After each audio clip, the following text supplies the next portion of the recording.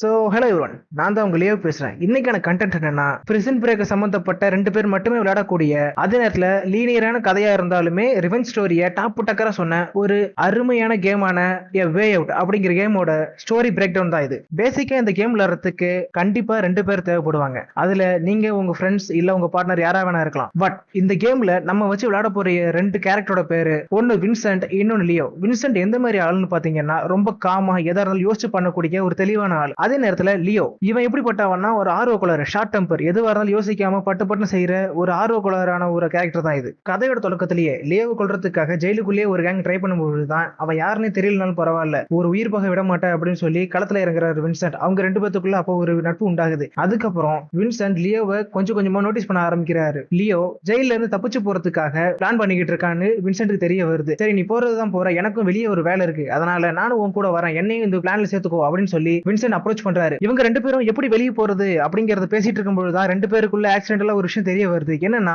இவங்க 2 பேரும் கொல்ல வேண்டியது ஒரே ஆளதான், இவனை கொல்லணும் அப்படின்னு சொல்லி தான் 2 பேருமே ட்ரை பண்ணி வெளியே போலான்னு யோசிச்சுட்டு இருக்காங்க. அவன் யாரும் இல்ல, இந்த கதையோட வில்லனான ஹார்வி அப்படிங்கிற கேரக்டர் தான். லியோ ஜெயிலுக்குள்ள எப்படி வந்தான்னா, பிளாக் ஆர்லோ அப்படிங்கிற கருப்பு கலர் ரொம்ப ரேரான டைமண்டை விற்கிறதுக்காக லியோவும் ஹார்வியும் சேர்ந்து ஒரு டீலர்ட்ட பேசியிருப்பாங்க. அந்த டீலர்ட்ட ஒப்பந்தம் பண்ணும்போது அந்த பணத்தையும் வாங்கிட்டு அதே நேரத்துல ஏமாத்தின ஹார்வி அந்த டீலர் அங்கேயே சுட்டு கொள்றான். சுட்டு கொண்டுட்டு லியோவையும் மயக்கமடை செஞ்சுட்டு அங்கிருந்து தப்பிச்சு போயிருப்பான். என்னை ஏமாத்துறதும் இல்லாம என்னோட டைமண்டை தூக்கிட்டு போயிட்டான், பணத்தை தூக்கிட்டு போயிட்டான். அதே நேரத்துல இந்த பழி பூரா என் மேல ஃப்ரேம் ஆயிருச்சு, அதனால வெளியே போய் அவனை கொல்லாம விட மாட்டேன்னு சொல்லி லியோ இங்கிருந்து தப்பிக்கிறதுக்காக பிளான் பண்ணிக்கிட்டு இருக்கான். அதே நேரத்துல தான் நமக்கு வின்சென்டோட கதை தெரிய வருது. அதாவது ஹார்வி தன்னோட தம்பியை கொன்னதாகவும் அவனை பழி வாங்குறதுக்காக நான் வெளியே போய் ஆகணும் அப்படிங்கிறதுக்காக தான் என்னோட கதை, இதுதான் என்னோட காரணம், அதனால நானும் உன் கூட வரேன்னு சொல்லி லியோ கிட்ட ஒரு ஒப்பந்தம் போடுறான். நம்ம 2 பேரும் சேர்ந்து ஒன்னா போலாம், இது நம்ம 2 பேரும் சேர்ந்து செஞ்சோம்னா சீக்கிரம் நம்ம வெளியே போயிடலாம், எனக்கு உதவி பண்ணுன்னு சொல்லி வின்சென்ட்டும் லியோவும் ஒரு ஒப்பந்தத்துக்குள்ள வராங்க. ஒரு வழியா பிளான் பண்ண மாதிரியே வின்சென்ட்டும் லியோவும் ஜெயில தப்பிச்சு வராங்க. அதுக்கப்புறம் லியோ தன்னோட குடும்பத்தை பாக்குறதுக்காக போறான். போய் பார்த்துட்டு வந்ததுக்கு அப்புறம் தெரிய வருது வின்சென்டோட பொண்டாட்டிக்கு குழந்தை பிறந்திருக்குன்னு. குழந்தையை பார்க்க போலாம் அப்படின்னு சொல்லி 2 பேரும் ட்ரை பண்ணும் பொழுதுதான் போலீஸ் சுத்து போடுறாங்க. அங்க இருந்து எப்படியே தப்பிச்சு வந்த 2 பேரும் அதுக்கப்புறம் ஹார்வி எங்க இருக்கான் அப்படின்னு சொல்லி இன்ஃபர்மேஷன் கலெக்ட் பண்ண ஆரம்பிக்கிறாங்க. அப்பதான் தெரிய வருது ஹார்வி மெக்சிகோல இருக்கான்னு. இங்க இருந்து நம்ம எப்படியாவது போய் ஆகணும், அதுக்கு என்ன பண்றதுன்னு தெரியாம 2 பேரும் முடிச்சிட்டு இருக்கும் பொழுதுதான் வின்சென்ட் ஒரு ஐடியாவோட வரான். அதாவது எனக்கு தெரிஞ்ச பொண்ணு எமிலின்னு சொல்றவ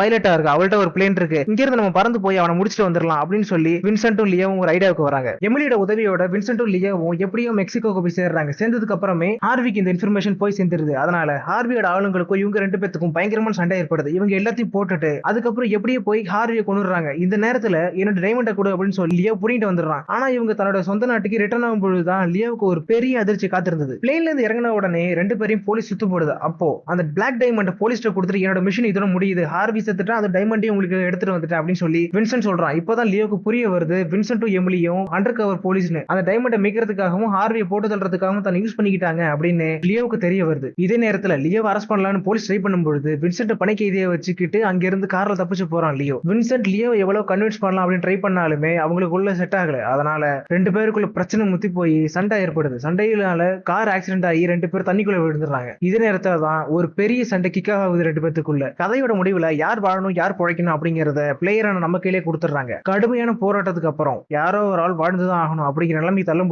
பொழுது யார் உயிரோட இருக்காங்களோ அவங்கள பொறுத்து எண்டிங் ஆனது முடியும். இதுதான் எ வே அவுட் அப்படிங்கிற ஒரு அருமையான கேமோட ஸ்டோரி பிரேக் டவுன். இன்னைக்கான கண்டென்ட் அவ்வளவுதான். இதே மாதிரி இன்னொரு நல்ல ஒரு கண்டென்ட்ல உங்களை சந்திக்கிறேன். Until then.